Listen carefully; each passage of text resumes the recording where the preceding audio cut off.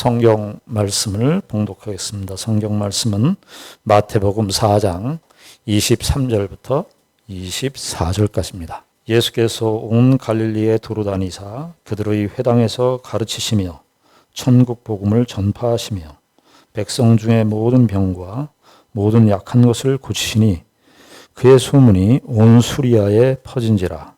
사람들이 모든 앓는 자 곧 각종 병에 걸려서 고통당하는 자, 귀신 들린 자, 간질하는 자, 중풍병자들을 데려오니 그들을 고치시더라. 아멘. 여전하신 것 같아서 너무 좋네요. 오랜만에 이렇게 딱 봤을 때 별로 변한 게 없는 것 같아서 더 큰 위로가 됩니다. 특히 이게 좀 코비드 기간 중에 이렇게 아름다운 찬양을 마스크 때문에 충분히 소리를 못 내셔서 많이 답답하실 텐데도 참 소리가 곱네요. 아주 은혜가 됐습니다. 여러분께 시작하기 전에 간단한 양해를 구합니다. 제가 너무 죄송한데요.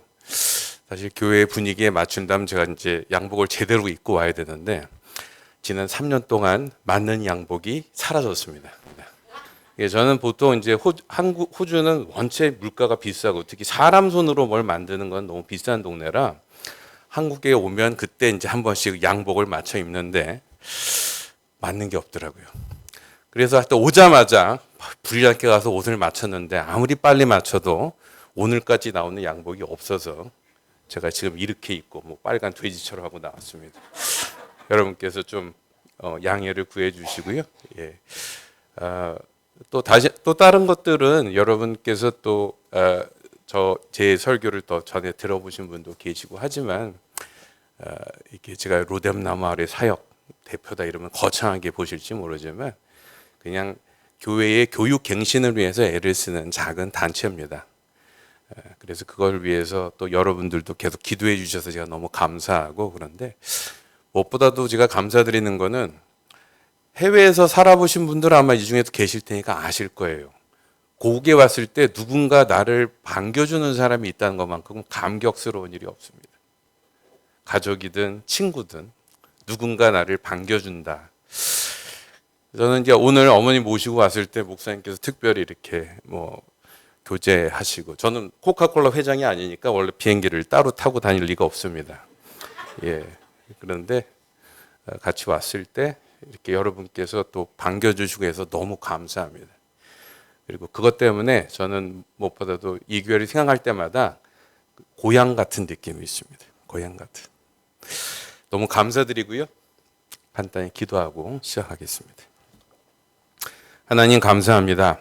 오늘 말씀을 통해서 코비드 기간을 통해서 많이 흐트러진 우리의 마음과 영적 상태들을 돌아보며 그리스도의 복음, 하나님 나라의 복음을 다시 한번 회복하는 기회가 되게 도와주시어요. 예수님 이름으로 기도드립니다. 아멘. 여러분 코비드 록다운이 끝나서 그런지 벌써 이제 해외여행을 한번 가보신 분들도 계실 텐데 공항에 가시면 난리입니다. 난리예요.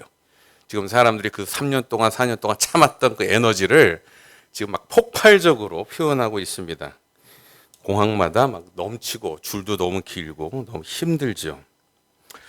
아마 사람들이 대부분 이 코비드 기간을 거치는 동안에 이거를 무슨 생각을 하면서 참았겠어요. 코비드만 끝나면 나는 괌을 가리라. 코비드만 끝나면 난 일본 가서 온천을 하리라. 여러 가지 아마 생각을 하지 않았을까 싶습니다. 지금 이 기간만 끝나면 그 후에 뭔가 벌어질 거라는 기대가 바로 이 순간순간의 답답함들을 저희들 이기게 했던 것 같습니다. 실제로 우리의 삶을 살아가는데 이 기대, expectation이라고 얘기하는 기대라고 하는 파트는 나중에 벌어질 일들에 대한 이야기지만 실제로 우리가 지금 이 순간을 살아가게 하는데 너무나도 중요한 역할을 합니다. 바로 우리가 기대를 제대로 갖고 있으면 이 순간을 이겨낼 수 있고 기대를 제대로 갖고 있으면 지금 있는 도전들을 견뎌낼 수 있기 때문에 그렇습니다. 일반 삶도 그렇지만 신앙은 더더구나 그렇습니다. 더더구나 그래요. 여러분도 아시지만 신앙의 생활이 녹록하지 않습니다. 그리스도를 쫓아가는 삶, 신앙대로 살아가는 것 많은 시험과 어려움들이 있어요. 그리고 이것을 이겨내게 하는 힘을 우리는 신앙적인 용어로 뭐라고 얘기하죠? 소망이라고 얘기합니다. 소망, hope. 이 소망을 갖고 살고 있기 때문에 그리스도인들은 현실의 신앙생활을 할 수 있습니다. 그럼 우리 기다리고 있는 소망, 그리스도인들이 갖는 소망이 뭐냐라고 질문했을 때 아마 여러분 각자가 나름대로 설명을 하실 수 있을 겁니다. 근데 성경에서 우리가 갖고 있는 소망이 뭐냐라는 질문에 대한 가장 분명한 답 중에 하나는 우리는 무슨 소망을 갖고 있다? 하나님 나라의 소망을 갖고 있다. 이렇게 보통 표현을 합니다. 하나님 나라, Kingdom of God이라고 하는 이 표현은 사실 우리가 지금 읽었던 마태복음에는 등장하지 않습니다. 왜냐하면 여러분도 잘 알다시피 마태복음은 유대인 크리스찬들을 위해서 쓰였던 책이고 유대인들은 하나님이란 말 자체를 끄집어내는 걸 되게 불경하다고 생각했던 사람들이에요. 그래서 마태복음에 보면 하나님 나라란 말이 다르게 표현됩니다.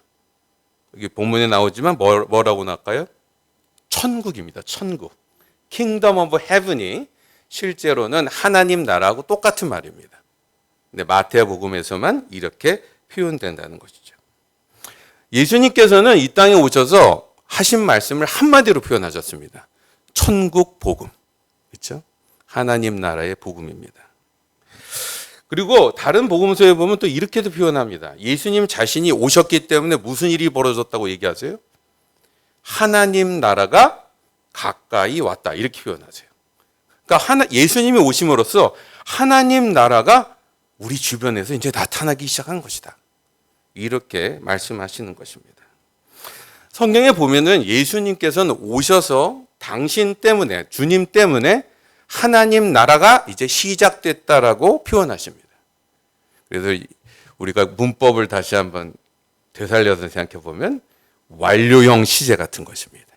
이미 시작하셨다는 거예요. 근데 성경에서는 예수님께서 시작하신 하나님 나라를 완료형을 설명하지 않습니다. 미래형으로도 말해요. 어떤 면이 있기 때문에 하나님 나라가 완성되는 때는 따로 있기 때문에 그렇다는 것입니다. 재미있는 것은 이 하나님 나라의 비전을 혹은 하나님 나라의 소망을 우리가 갖게 되면 분명히 나중에 벌어지는 일인데도 불구하고 우리의 현재의 삶이 바뀌게 되어 있습니다. 우리 현재의 문제들을 풀어내는 키가 여기서 나온다는 것입니다. 그럼 하나님 나라는 뭘까요? 뭘 하나님 나라라고 얘기할까요?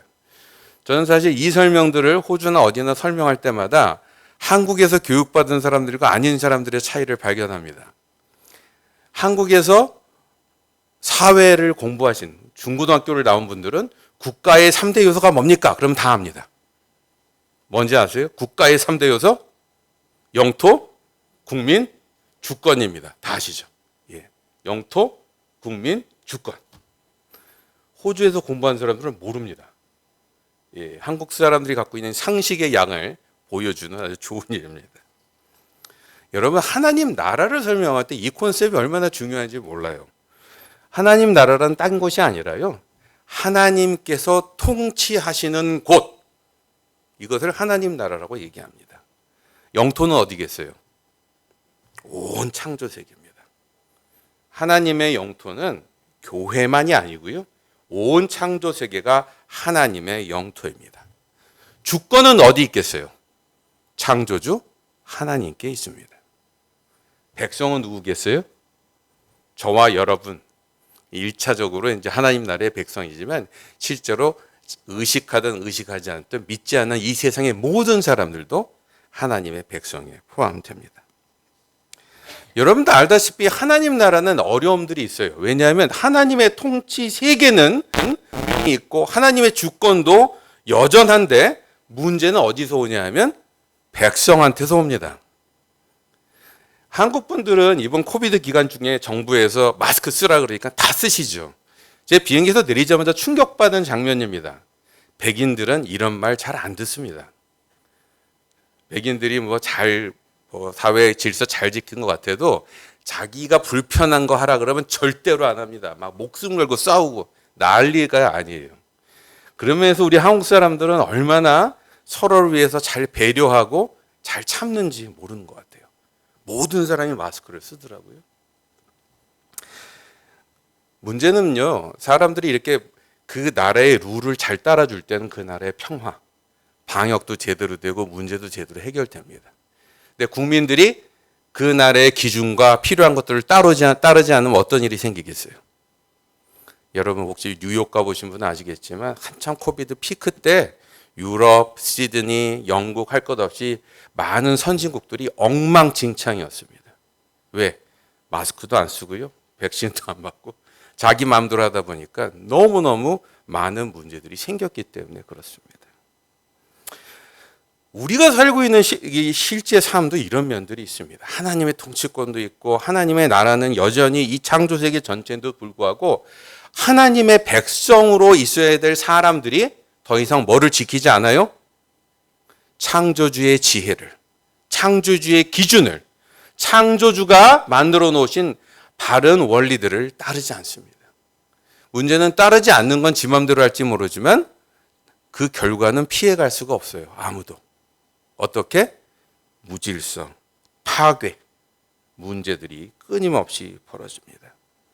온 세계의 갈등과 아픔과 많은 재해조차도 사실 이러한 결과라고 우리는 알고 있습니다. 근데 여러분도 잘 아시다시피 우리의 스토리는 여기서 끝나지 않아요. 하나님이 그 엉망인 백성들을 어떻게 하셨어요? 포기하지 않으셨습니다. 포기하지 않으셨어요. 그리고 그 포기하지 않으시고 난 다음에 하나님 나라가 어떤 곳인지를 설득하고 가르쳐 주시기 위해서 오랜 역사를 통해서 하나씩 하나씩 설명해 주셨습니다. 그래서 여러분이 보는 성경 이야기를 대보면 다 딴 얘기가 아니라 우리가 무시하고 잊어버린 그 하나님 나라가 어떤 것인지를 하나씩 하나씩 설명하는 내용들로 구약의 이야기가, 신약의 이야기가 가득 차 있습니다. 저는 여러분 중에서도 그런 분이 계시겠지만 아브라함 이야기를 아주 좋아합니다. 왜냐하면 아브라함 얘기를 보면요, 인생은 여정이라는 것이 그것처럼 잘 표현되어 있는 게 없어요. 여정, 여행을 가는 거죠. 하나님 나라는 하나님과 같이 여행을 떠나는 것이다라는 설명이 아브라함 이야기를 통해서 드러납니다. 모세를 통해서 나타나는 하나님 나라는 어떤 나라예요? 억압된, 잘못된 악의 세력에서부터 해방시켜 주시는 하나님의 능력입니다. 하나님 나라는요, 문제를 풀어내시고 우리를 구속해서 족쇄에서 벗게 하시는 힘입니다. 그거를 보여주는 장면이 모세 이야기를 통해서 나타나요. 그 뒤에 나오는 게 다윗 얘기가 또 나오는데 다윗 얘기를 통해서는 어떤 하나님 나라가 나옵니까? 다윗이란 대리자를 통해서 하나님의 절대 주권, 하나님이야말로 진짜 이 땅을 통치하시는 통치자임을 드러냅니다. 다시 말해서 신구약 전체 얘기들을 여러분들이 열어보시면 각 이야기 파트마다 하나님의 나라가 어떤 곳인지, 어떠한 축복들을 약속하고 있는지, 또 그 안에서 우리가 얼마나 한심한 모습들로 문제들을 만들고 있는지, 그러나 그럼에도 불구하고 하나님께서 우리를 얼마나 사랑하시고 포기하지 않는지에 대한 이야기들로 가득 차 있습니다. 이 얘기의 클라이막스가 뭐예요? 원래 교회에서 무슨 질문하면 항상 답은 뭡니까? 예수님입니다. 예수님. 잘 모르시면 무조건 예수님 그러면 답이세요.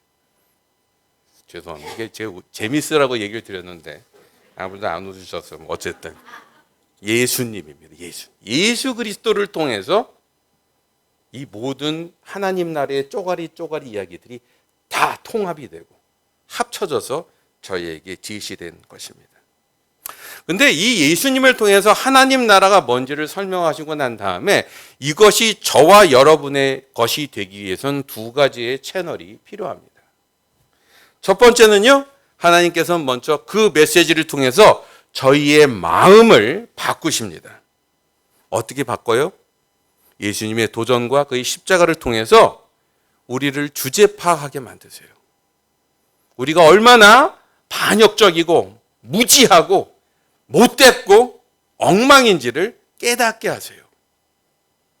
그래서 그리스도 앞에서 저희를, 하나님 앞에서 저희를 미안하게 만드십니다. 미안하게 만드세요. 이것을 우리는 뭐라고 얘기하냐면 회개라고 얘기합니다. 회개. 창조주 앞에서 우리 자신의 주제를, 상태를 파악하고 미안해하는 거예요. 아이고 죄송합니다. 이게 회개입니다. 그리고 이런 회개를 가장 크게 방해하는 게 뭐냐면 바로 우리가 사단마귀의 역사라고 얘기하는 악한 세력이 있습니다. 하나님의 질서를 어떻게든 무너뜨리려는 악한 세력이 존재해요. 근데 그 악한 세력을 예수님께서 어떻게 하셨습니까? 십자가의 죽음으로 막 묶어버리셨습니다. 결박했다고 표현하죠. 바로 이 점 때문에 예수님 이후에는 사단은 저와 여러분을 지배할 힘을 잃어버린 존재입니다. 아무리 막 강력하게 저희를 괴롭히고 그 어떤 나쁜 일들이 벌어져서 우리의 삶이 엉망처럼 된다 할지라도 여러분 속지 마십시오.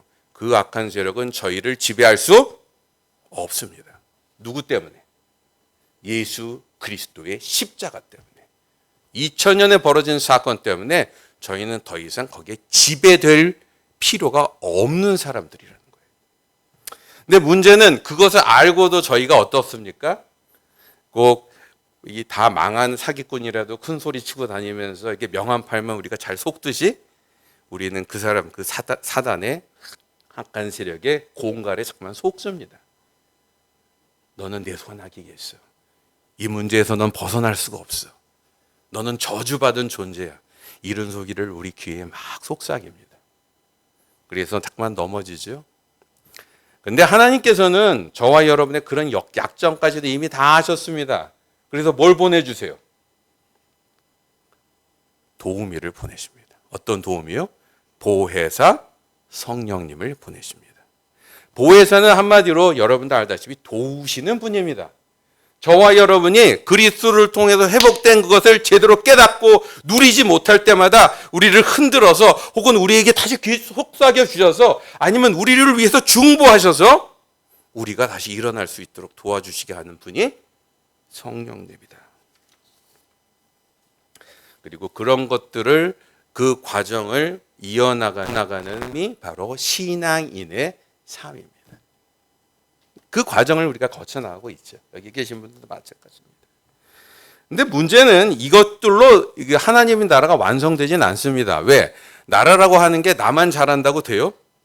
나만 쓰레기 분류해서 잘 버리면 동네가 깨끗해집니까?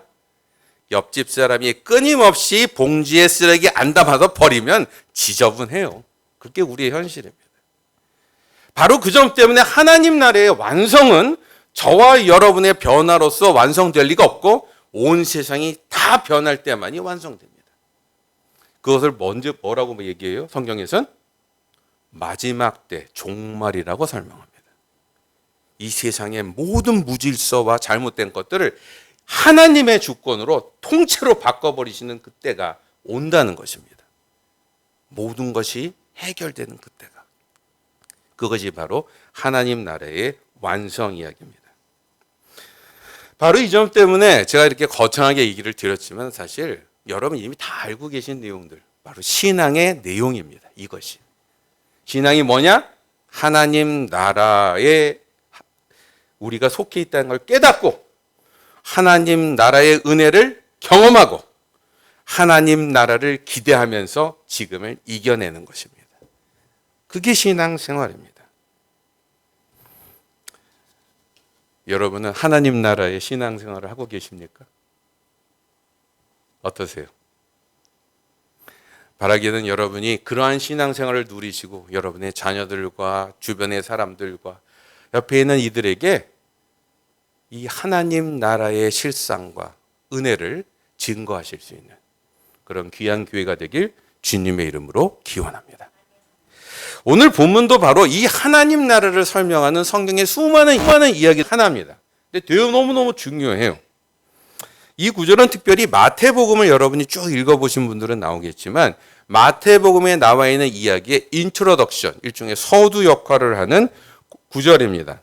무슨 말인가 하니 이런 표현들이 여러 군데 나와요. 마태복음. 그리고 나온 다음에 항상 무슨 얘기가 나오냐면 예수님이 어떤 분인지에 대한 구체적인 설명들이 쭉 등장을 합니다. 오늘 본문을 보면 우리는 예수님이 선포하셨던 하나님 나라가 뭔지에 대해서 여러 가지를 발견할 수 있습니다. 근데 오늘은 시간상 세 가지만 같이 얘기를 간단히 살펴보고 마치려고 합니다. 첫 번째, 하나님 나라는 하나님의 오랜 계획 속에서 이루어진 것이다 하는 것입니다. 두 번째, 하나님 나라는 쪼가리가 아니라 전인적인 회복을 위해서 주신 약속이다. 세 번째, 하나님 나라는 저와 여러분의 참여를 기다리신다 하는 것입니다. 첫 번째입니다. 하나님 나라는 오래전부터 이루어진 계획이다. 오늘 본문에 보면 예수님께서 어디에서 사역을 하셨다고 나오죠? 갈릴리라고 하는 지역입니다. 갈릴리에서 사역을 하셨다는 것. 뭐 예수님의 모든 사역이 그렇지만 예수님께서 뭔가를 하실 때는 의도들이 다 있습니다. 그럼 하도 많은 지역들 중에 왜 갈릴리에서 그의 공생애, 그 퍼블릭 미니스트를 시작하셨을까? 당시 갈릴리는 유대인들도 많이 살았지만 실제로 많은 이방인들, 하나님을 모르던 사람들도 살고 있었던 지역이었습니다. 그래서 이 마태복음은 사실 아까 얘기 드린 대로 유대인 그리스도인들을 위해서 원래 쓰여진 책인데도 불구하고 그러면 이제 유대인들하고 관계없는 얘기는 안 해야지 정상일 거 아니에요? 근데 의도적으로 예수님이 갈릴리에서 일을 시작했다는 얘기들을 자꾸만 강조합니다. 왜요? 하나님의 복음이 당신들 유대인들만을 위한 것이 아니라 모든 인간, 모든 사람들을 위한 것입니다. 라는 얘기를 강조하기 위함입니다. 이 얘기가 어디서도 나오냐 하면 바로 여러분이 읽으셨던 본문의 앞부분, 바로 14절부터 16절에서도 확연됩니다. 제가 읽어드리겠습니다. 이는 선지자 이사야를 통해서 하신 말씀을 이루려 하심이라 일렀으되 스불론 땅과 납달리 땅과 요단강 저편 해변길과 이방의 갈릴리요. 갈릴리를 이방하고 연결하는 표현이 나오죠. 흑암에 앉은 백성이 큰 빛을 보았고 사망의 땅과 그늘에 앉은 자들에게 빛이 비추었도다 하였느니라. 여기 보시면 이사야 얘기에 따르면 갈릴리는 뭘 상징하는 땅이에요? 이스라엘의 원래 영토 너머의 땅을 상징하는 땅으로 나옵니다. 그러나 이걸 통해서 이사야가 하는 얘기의 핵심이 더 중요합니다. 왜? 지금 예수님께서 하신 일들이 이사야가 예언했던 일이라는 거예요. 무슨 예언이요? 지금 벌어진 일들이 하나님이 충동적으로 기분이 갑자기 좋아서 뭐 확 하신 게 아니라 창조 때부터 준비하시고 계획하시고 치밀하게 이루셔서 하신 하나님의 계획의 일부였다는 말을 하고 있는 것입니다. 이런 것은 여러분 그 복음서 전체를 보면 나와요. 특히 예수님의 사역도 보면 단계별로 이루어지는 걸 보지 않습니까? 예수님이 그냥 말씀도 하실 수 있을 텐데 누구를 앞장 세워서 맨 처음에 얘기를 준비하세요. 세례 요한. 세례 요한을 통해서 지를 예비하십니다. 이것은 뭘 뜻하냐면요. 하나님께서 무슨 일을 하실 때 뭘 하나도 그냥 충동적으로 갑자기 하신 일은 없다 하는 것입니다. 제가 아는 로담나무 아래사역은 교회들의 교육, 자들과 어린이까지 포함한 교육 프로그램들을 갱신할 수 있도록 돕는 컨설팅 사역입니다. 근데 저는 이 성경을 볼 때마다 하나님께서 얼마나 교육학적으로 뛰어나신 분인지를 보고 감격할 때가 너무 많아요. 왜? 여러분 훌륭한 선생님의 특징이 뭔지 아십니까? 선생님이 아무리 아는 걸 많아도 애들한테 한꺼번에 다 가르치려고 하지 않습니다. 왜? 못 알아들으니까.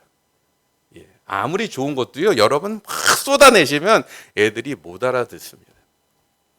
바로 그 점 때문에 좋은 부모, 좋은 교사 모두 마찬가지로 교육적으로 뭔가를 전달하고 싶으시면요, 인내심을 가지시고 이야기를 하나하나씩 풀어내시는 게 중요합니다. 여기 어르신들 많이 계시지만 자녀들에게 하실 얘기 너무 많잖아요. 이것도 해야 되고 저것도 해야 되고 해야 될 거 얼마나 많으세요. 그때마다 여러분 싸우셔야 됩니다. 어떤 유혹과? 한꺼번에 모든 얘기를 다 하시고 싶은 유혹과 싸우셔야 돼요. 왜? 죄송하지만 그렇게 얘기하면 그 얘기 중에 하나도 안 들어갑니다.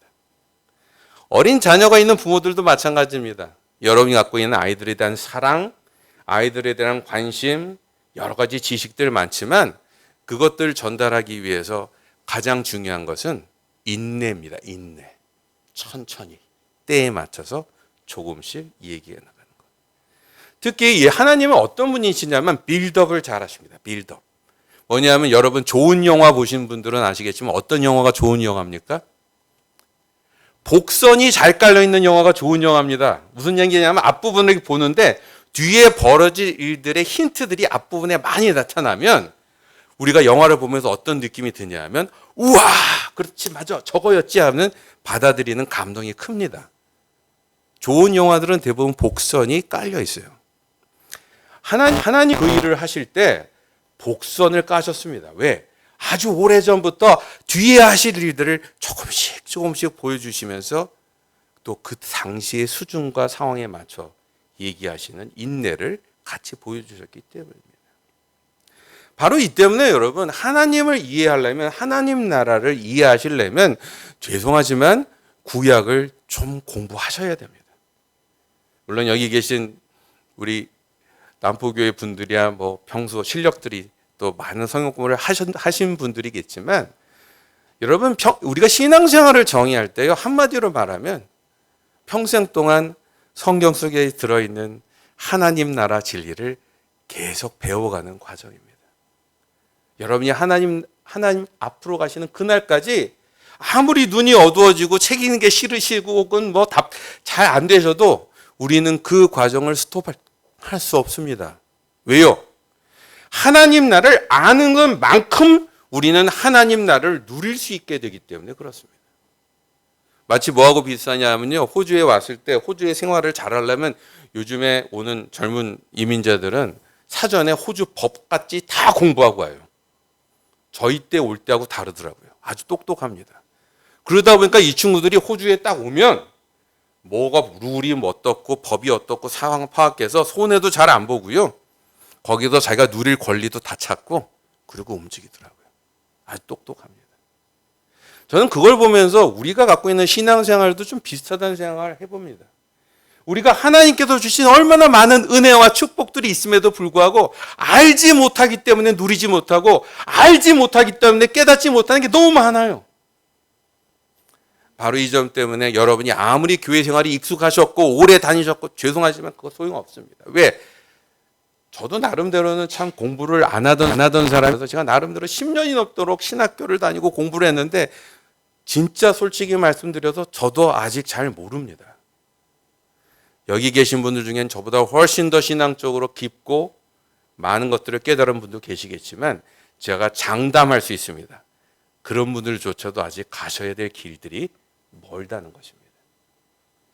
바로 그 점 때문에 여러분 하나님 나라 안에 사는 사람들의 첫 번째 반응은요. 이 하나님 나라에 대해서 더 깨닫고 하나님 나라에 대해서 더 공부하고 하나님 나라에 대해서 더 이해하기 위해서 여러분의 신앙생활을 그것을 연구하고 공부하고 깨닫는데 시간을 쓰셔야 한다는 것입니다. 코비드 기간 중에 많은 일들이 벌어졌지만 여러분 그래도 신앙적으로 내용이 단단한 분들은 이 코비드 기간 그렇게 어렵지 않게 보내셨습니다. 왜? 그런 분들 특징이 뭐기 때문에? 혼자서도 잘하시기 때문에 그렇습니다. 그런 분들은 혼자서도 잘하세요. 근데 우리가 그런 중심들이 제대로 잡혀 있지 않으면 그냥 외롭고 힘들고 혼자 있을 때 너무 잘 넘어집니다. 그게 우리의 진짜 모습이에요, 그냥.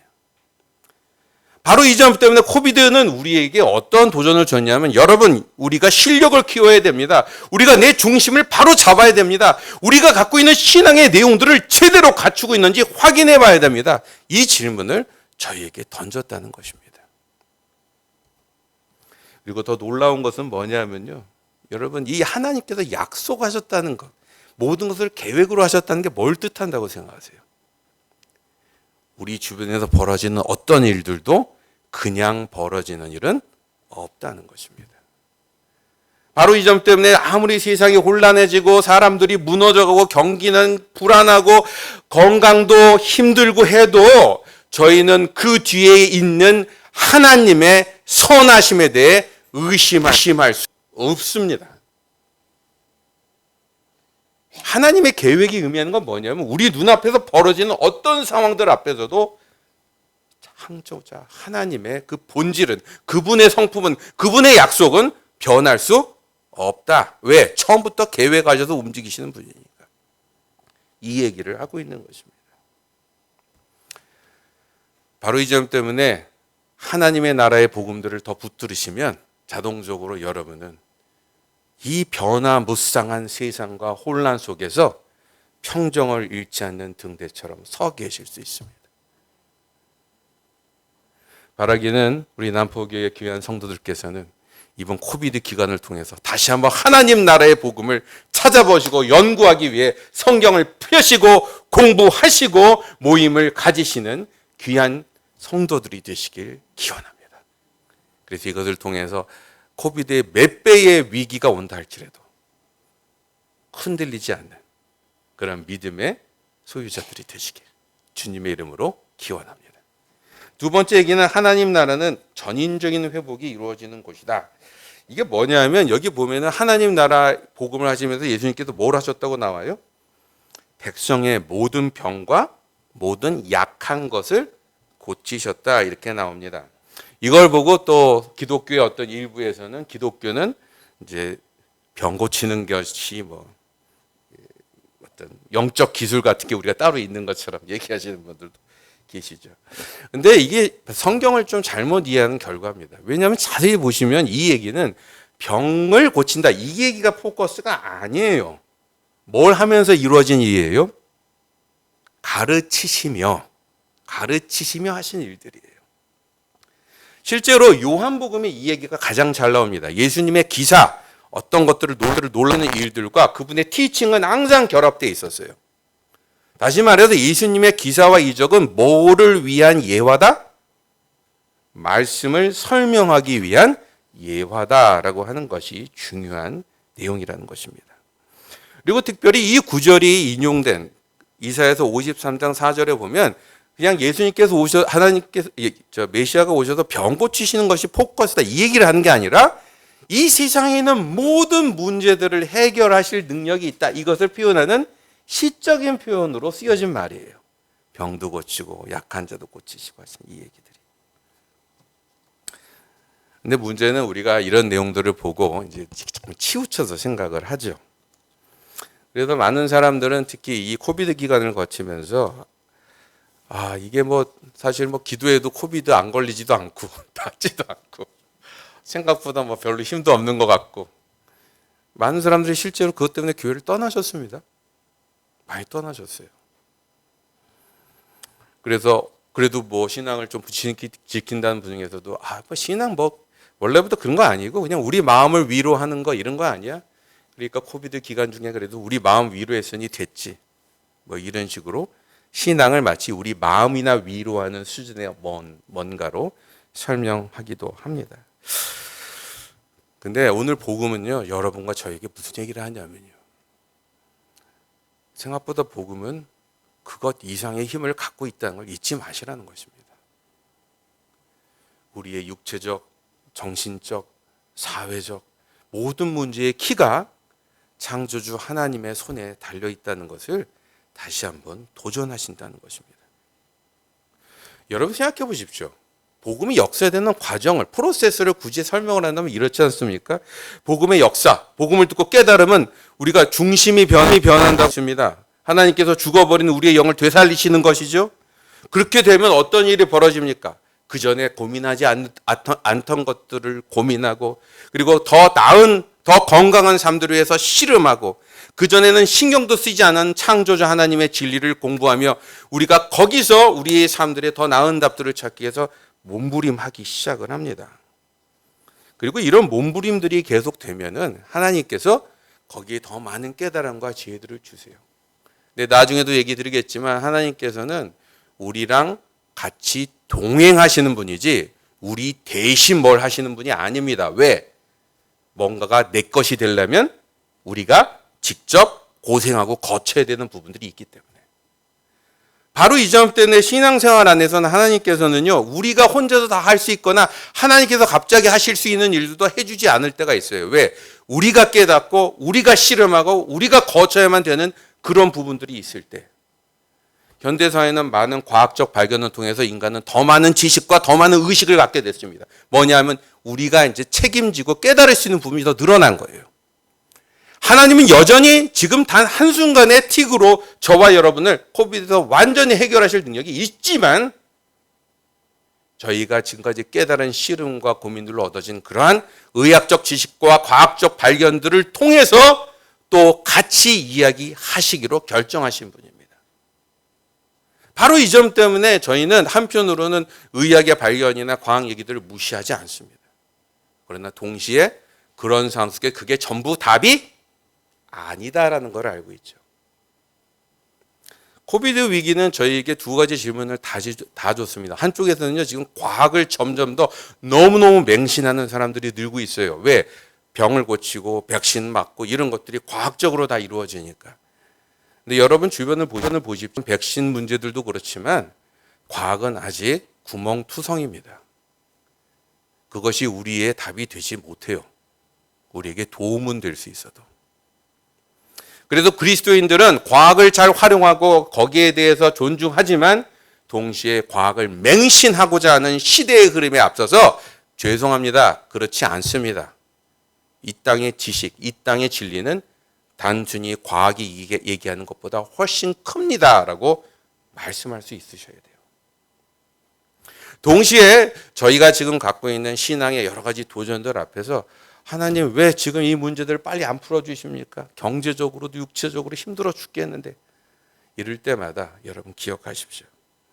하나님께서는 저와 여러분과 함께 가시는 분이기 때문에 그리스도인들에게 있는 모든 고난들은 뭐다? 훈련입니다. 저희는 이 땅에 있는 사람과 가장 큰 차이를 갖고 고난을 이해합니다. 어떤 면에서 고난은 재수가 없어서 생긴 일이 아니고요. 고난은 누구 때문에 생긴 일이 아니고요. 고난은 창조자 하나님이 저와 여러분에게 주신 훈련의 기회라고 믿는 사람들이기 때문에 그렇습니다. 바라기는 우리가 가진 복음의 능력이 모든 회복의 근원이 됨을 잊지 마시고 이것을 제대로 사용하실 수 있는 저와 여러분이 되길 주님의 이름으로 기원합니다. 마지막으로 하나님 나라는 저와 여러분에게 참여의 기회를 기다리신다는 것입니다. 이 얘기는 이미 조금 드렸어요. 여러분 마태복음에 보시면요. 마태복음은 어떤 책이냐라고 정의했을 때 마태복음을 가장 쉽게 설명했던 표현은 마태복음은 제자를 키우는 이야기다. 이렇게 이해하시면 아주 이해가 쉽습니다. 왜? 시작부터 끝까지 제자들 키우고 제자들 갖고 어떻게 하신 얘기들로 가득 차 있기 때문에 그래요. 그래서 오늘 우리가 읽었던 본문 바로 본인 18절에서 22절, 4장 18절에서 22절에도 제자 삼는 이야기가 12제자 세우는 얘기가 등장합니다. 근데 각 복음서가 갖고 있는 특징들은 여러분이 이것을 이렇게 비교해서 보시면 확 드러나요. 다른 복음서에 비해서 마태복음은 제자 삼는 이야기가 앞부분에 등장합니다. 그러니까 이 책 얘기가 제자 얘기하는데 초점을 맞췄다는 걸 드러내는 거예요. 결론도 마태복음은 뭐로 끝납니까? 제자 삼는 얘기로 끝납니다. 그것이 여기 계신 분들은 아마 다 외우고 계실 아주 중요한 구절, 성교 대사명 구절입니다. 28장 18절에서 20절이죠. 읽어드릴까요? 여러분 다 아실 것입니다. 그러므로 너희는 가서 모든 민족을 제자로 삼아 아버지와 아들과 성령의 이름으로 세례를 베풀고 내가 너희에게 분부한 모든 것을 가르쳐 지키게 하라. 볼지어다 내가 세상 끝날까지 너희와 항상 함께 있으리라. 성교 대사명입니다. 모든 민족을 제자로 삼는다 하는 것은요. 하나님께서 이제 시작하신 이 복음의 메시지가 저희 혼자만 회복돼서는 완성될 수 없으니까 세계 곳곳 지구 끝까지 퍼져나갈 수 있도록 하시겠다 이 말입니다. 근데 그 일을 하나님 혼자서도 하실 수 있지만 누굴 통해서 하시겠다? 저와 여러분을 통해서 하시겠다. 그리고 이것을 하기 위해서 아버지와 아들과 성령의 이름으로 세례를 준다는 건 뭐예요? 의식을 베풀고 다니라 이 뜻이 아니라 신구약 전체 하나님으로서 예수님으로서 성령으로 나타나신 그 삼위일체 전체의 계시 그분이 보여주신 하나님 나라의 복음을 가지고 그리스도를 하나님 나라를 것으로 받아들이는 사람을 만들어라 이 얘기를 하고 계신 것입니다. 근데 이 문제는 여러분도 알지만 쉽게 되지 않죠. 여러분 뭐 항상 그렇지만 좋은 얘기하면 사람들이 듣습니까? 잘 안 들어요. 다. 원래 다 그렇습니다. 그래서 하나님께서는 그걸 뻔히 아시고 우리에게 뭘 약속하세요? 너희와 항상 함께 있으리로다. 도와주신다는 거예요. 혼자서 우리가 그 씨름하도록 놔두지 않는다.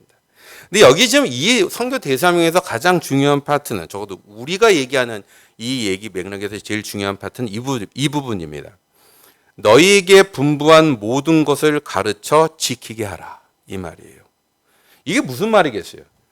복음을 전해서 사람들이 교회를 다니게 되는 것, 그것도 되게 중요한 일이지만 그것들로 신앙생활이 끝나는 것은 아니다라고 얘기하는 거예요. 세례 주는 것으로 끝나는 게 아니래요. 뭐가 따라와야 된다고요? 너희에게 분부한 모든 것. 하나님께서 저희와 여러분께 깨닫게 하신 그 말씀의 내용들을 하나하나씩 이제 우리의 현실과 삶 속에서 적용하고 실험하고 현실화하는 일들을 해야 한다는 거예요. 이게 무슨 말이냐면요. 여러분 신앙생활은 근본적으로 한번 은혜 받는 것을 말하는 게 아니라 어떤 것입니까? 주님의 지혜와 가르침을 따라 계속해서 배워나가고 계속해서 실험하고 계속해서 진전해 나가는 것, 성숙해 나가는 것, 이게 신앙이라는 거예요. 만약에 신앙을 시작했다고 얘기하지만 내가 성경을 읽을 생각도 별로 없고 내가 신앙생활을 더 진전하기 위해서 실험하는 부분도 하나도 없고 죄송한 얘기지만 그 경우는 대부분 경우 시작도 안 하셨을 확률도 높습니다. 왜? 그리스도를 만나면요. 정도는 사람마다 다를 수도 있고 강도는 다를 수도 있지만 마음이 우리가 편치 않습니다. 영심은 찔리기 시작하고요. 하나님에 대해서 궁금해지는 건 자꾸만 생기고요. 조금이라도 그 일들이 돼 있기 때문에 그래요. 근데 여러분 여기서 가장 중요한 것은 하나님께서 이거를 우리에게 맡기셨던 거 하도록. 신구약 전체를 통해서 하나님은 왕으로서의 하나님은 죄송한 얘기지만 이번에 돌아가신 엘리자베스 세컨드하고도 비교할 수 없습니다. 여기 한국에서는 잘 감이 안 오시겠지만 호주는 지금 난리가 났어요. 왜? 아직도 호주는 여왕님이 저희의 나라의 헤드시기 때문에 그렇습니다. 그 돈이고 뭐고 다 여왕 얼굴이 다 나와 있어서 이걸 다 갈아야 돼요 지금. 근데 여왕이 엘리자베스 세컨드가 되게 인정을 받은 이유는 엘리자베스 세컨드는 사실 영국 왕들 중에서 가장 자기 절제를 잘했던 왕 중에 하나였기 때문에 그래요. 왜냐하면 뭐 영국이 입헌 군주대다 뭐 이렇게 얘기를 해도 왕이 갖고 있는 권한들이 있거든요. 힘이 있었어요. 근데 그거를 일부러 쓰지 않았습니다. 그래서 영국이 더 왕하고 상관없는 민주주의 제도로 국민들의 국가로 갈 수 있도록 놔뒀어요. 지금 찰스 3세 새로운 왕이 지금 불안한 이유는 이 사람이 엄마보다는 죄송합니다. 그 어머니보다는 훨씬 더 자기 절제가 잘 안 되는 사람이기 때문에 다들 지금 엄청 불안해합니다. 아마 이것 때문에 영국 여왕 왕실 제도 자체가 폐지될 가능성이 있다는 얘기까지도 하고 있어요. 성경이 특히 다윗을 통해서 하나님의 나라에서 하나님만 왕이시다라는 설명을 할 때 죄송한 얘기지만 거기서 왕, 인간인 제도에서 갖고 있는 왕하고 비교될 수 있는 부분은 주권을 하나님이 갖고 계시다 외에는 아무것도 없어요. 왜? 가장 훌륭한 왕도 하나님 같은 왕으로 왕권을 사용하지 않으셨기 때문에 그래요. 하나님은 어떤 왕이십니까? 여러분 하나님은 여기에 권한을 자기가 할 수 있는 일들을 자기가 누릴 수 있는 특권을 사용하지 않으셨어요. 그래서 피조물에 불과한 저희를 만드시고 저희가 보이는 반항, 저희가 보이는 무지함, 저희가 보이는 실수에도 불구하고 기다리시고 돌아가시고 참으시고 격려하시고 답답하지만 같이 가시기 위해서 인내하셨어요. 아마 왕을 이렇게 하라고 하면 아무도 왕을 안 할 겁니다. 이 땅에서는. 그렇지 않겠어요? 근데 하나님은 그런 왕이셨고 어떤 모습까지 보였어요? 왕세자를 희생해서 반역자들을 돕기까지 하신 분입니다. 이런 왕이 세상에 어디 있어요? 없습니다. 바로 이 점 때문에 하나님께서 저와 여러분에게 선교와 복음을 전할 혹은 하나님의 나라를 선포하고 퍼뜨려야 될 권한을 주셨다는 거 하나님 못하셔서 할 수 있는 것도 아니고 그거 안 해갖고 큰일 나기 때문에 하는 일도 아니고 그거 없으면 하나님 나라가 확장되지 않기 때문에 하는 일도 아니에요. 전혀. 약간 장로교적으로 표현하면 저와 여러분이 없어도 하나님은 아무 문제도 없으십니다. 그런데 하나님은 일부러 저희를 사랑하셔서 저희가 깨닫고 저희가 잘하고 저희가 은혜를 누리고 풍성함들을 경험할 수 있는 기회를 주시기 위해서 일부러 돌아가시는 역사를 하셨다는 거예요. 이런 왕을 저와 여러분이 믿고 있다는 걸 알고 계셨습니까? 이런 멋진 왕 아래에 우리가 있다는 것을 여러분 인식하고 계셨어요? 여러분 코비드 위기가 지나면서 생각보다 많은 교회들이 사역도 좀 침체되고 선교도 잘 안 되고 합니다. 근데 그 이유 중에 하나는 그동안 선교 역사 이런 거 할 때 우리가 꼭 뭐 하나님 이루기 위해서는 이걸 해야 돼, 뭐 뭘 세워야지, 뭐 하나님 나라가 뭐 땅 끝까지 확장돼 이런 얘기를 하면서 선동을 막 한 결과 사람들이 그거 막 열심히 해봤더니 뾰족한 답이 나온 것도 아니고 또 이런 위기들이 오니까 이제 휘청한 거예요. 그런데 선교와 하나님 나라의 사역의 동기는 우리가 뭔가를 이루고 우리가 잘하면 칭찬받기 때문이 아닙니다. 하나님이 저와 여러분에게 주신 성숙의 기회, 은혜의 기회, 깨달음의 기회, 교육의 기회로 주신 특권이기 때문에 하는 것입니다. 그래서 상황이 어떻든 결과가 어떻든 코비드가 뭐든 저희의 일들은 중단될 수 없습니다. 결론입니다. 죄송합니다. 뭐 저를 아시는 분은 제 설교가 길다는 거를 이미 눈치채셨을 테니까 또 어떻게 할 수가 없습니다. 제가 아무리 줄여도 뭐 이렇게밖에 못해서 잘 참아주셔서 감사하고요. 저는 하나님 나라 복음을 선포할 때마다 너무너무 감격스러워요.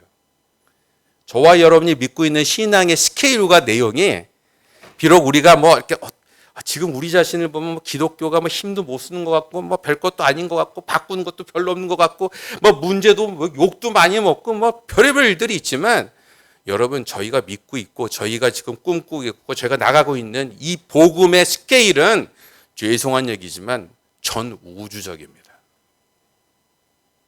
그리고 전인적이에요. 쪼가리가 아니에요. 쪼가리. 그리고 이 약속들을 조금 0.01%로도 누리기 시작하고 경험하기 시작하는 것만으로도 세상 전체를 바꿀 힘들이 있다는 것을 놓치지 마십시오. 이러한 비전이 저와 여러분에게 약속된 하나님의 나라입니다. 그리고 이 멋진 복음들을 코비드 기간을 통해서 더 분명하게 깨달으시고 더 깊게 보실 수 있는 동기를 찾으시고 이것을 통해서 하나님의 참여의 기회들을 더 적극적으로 사용하실 수 있는 저와 여러분이 되길 주님의 이름으로 기원합니다. 이 시간 다시 눈을 감으시고 잠시 동안만 오늘 말씀 중에서 여러분 각자에게 도전하시는 하나님의 음성과 혹은 도전들이 있으신지 한번 생각해 보시고 다음 순서로 넘어가도록 하겠습니다. 잠시 눈을 감으시고 각자 조용히 기도하시겠습니다.